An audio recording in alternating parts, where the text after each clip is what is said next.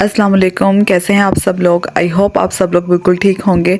और आज की वीडियो में मैं आपके साथ शेयर कर रही हूँ a day in my life. मैं अपने मायके गई हुई थी तो मैंने सोचा कि मैं अपने वहाँ के एक दिन की रूटीन को रिकॉर्ड करती हूँ और आप लोगों के साथ शेयर करती हूँ। तो सबसे पहले हम लोग सुबह उठे और थोड़ा लेट हो जाता है उठने में, तकरीबन 12 बजे तक हम उठते हैं। फिर उसके बाद ब्रेकफास्ट की तैयारी करना स्टार्ट करते हैं।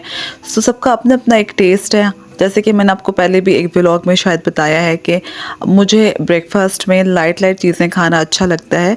लाइट से मुराद के पराठे वगैरह मुझे ज़्यादा पसंद नहीं है।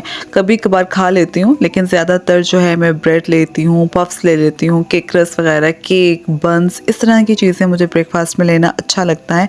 सो सेम इसी तरह से मेरी सिस्टर्स और मेरे भाई भी हैं, लेकिन मदर जो है वो मेरी कभी कभार पराठा ले लेती हैं। पिछले दिनों मुझे पैनकेक्स खाने का और इसके साथ जो है फ्रेंच टोस्ट लेने का बहुत ज़्यादा शौक हुआ था।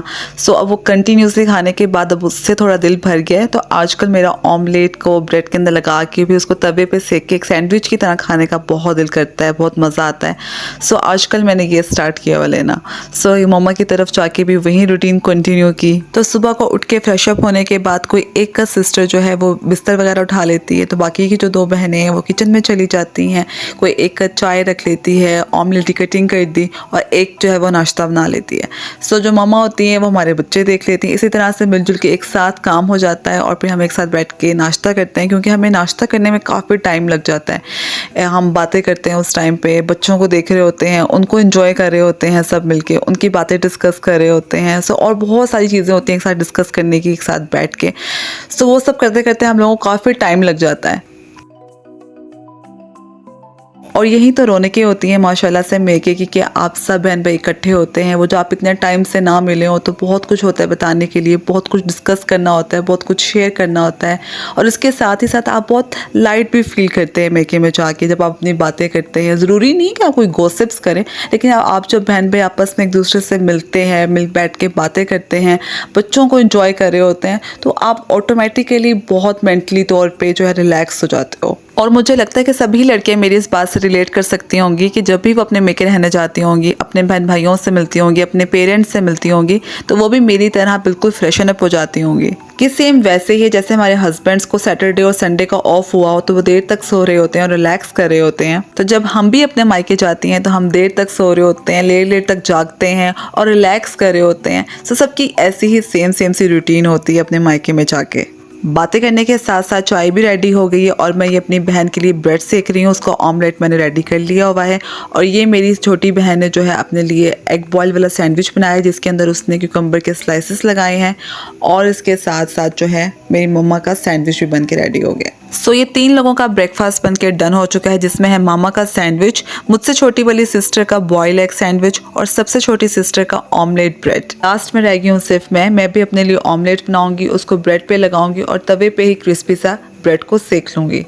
और ये हमारा माशाल्लाह से छोटू है, जो कि थोड़ी बहुत चीज़ें टेबल से किचन तक और किचन से टेबल तक ले जाता है। सो ये वही काम अभी भी इस टाइम कर रही है। कोई चीज़ चाहिए किसी को टेबल पे, किसी को केचप चाहिए, किसी को प्लेट चाहिए, तो ये वो लेने के लिए आ रही है और आराम से ले जाती है। इस तरह की चीज़ें छोटी मोटी जो है मैं उसको पकड़ा देती हूँ, जो कि गिरने वाली ना हो, जो कि डेंजरस ना हो पकड़ने में बच्चों के लिए। सो इस तरह की छोटी मोटी सी चीज़ें किचन से टेबल और टेबल से वापस किचन तक ले आती है। तो इस तरह के छोटे मोटे से काम मैं इसे करवाती रहती हूँ। अभी बहुत छोटी तो बहुत सारी चीज़ें भी नहीं कर सकती, लेकिन आहिस्ता आहिस्ता मैं उससे ये चीज़ें करवाती हूँ, तो उसको इन चीज़ों की रिस्पॉन्सिबिलिटी का पता चलना शुरू हो जाएगा कि जो चीज़ें मैंने बिखेरी हैं, जो कचरा मैंने फेंका है, वो मैंने खुद उठाना है, वो मैंने खुद समेटना है। तो ऐसे मदर्स की बहुत सारी जो है वो हेल्प हो जाती है। और मुझे तो लगता है कि सभी मदर्स को अपने बच्चों से काम ज़रूर करवाना चाहिए। एक तो अब लाइफ ऐसी बहुत बिजी हो गई है, बहुत रोबोटिक सी लाइफ हो चुकी है। अब हम सबके स्केड्यूल्स बहुत हेक्टिक हो चुके हैं, बच्चों की रूटीन्स इस तरह की हैं।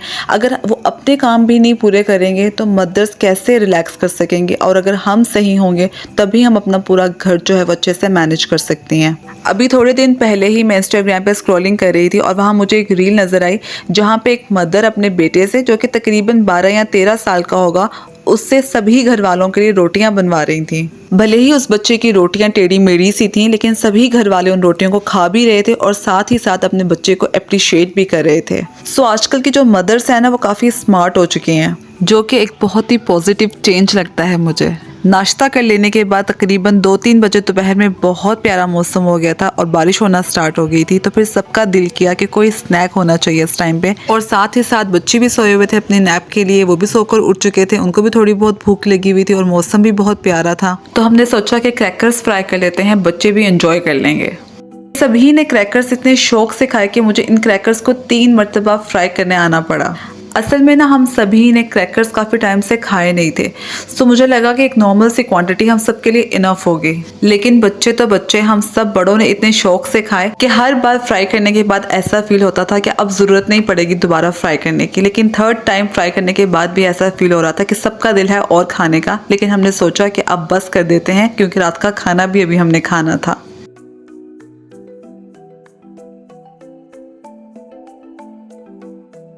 रात के खाने में मम्मा ने बनाई थी मैक्रोनी। हम सबको मैक्रोनी खाना बहुत अच्छा लगता है, हमारे बच्चे भी बहुत शौक से खाते हैं, हम खुद भी बहुत शौक से खाते हैं। इवन खाली वेजिटेबल मैक्रोनी भी हो बगैर चिकन के, हम वो भी बहुत शौक से खाते हैं। अच्छा, मैक्रोनी में ना मेरी मम्मा अक्सर वाइट चने भी डाला करती हैं, वो बहुत मज़े के लगते हैं। अगर आप में से किसी ने ट्राई नहीं किया तो ज़रूर ट्राई करके देखिएगा, आपको ज़रूर पसंद आएगा। अगर आप कभी चिकन स्किप करके खाली वेजिटेबल्स और वाइट चने भी डालेंगे तो आपको बहुत अच्छा लगेगा। शाम का खाना खा लेने के बाद मेरी मम्मा की तरफ हम सब रात को चाय ज़रूर पीते हैं। अगर समर्स हो तो कभी कभार स्किप हो जाती है, लेकिन विंटर्स में कभी भी स्किप नहीं होती। और फिर चाय पीनी हो तो फिर साथ कोई ना कोई स्नैक्स भी ज़रूर चाहिए होते हैं, चाहे वो बिस्किट हो, केक हो।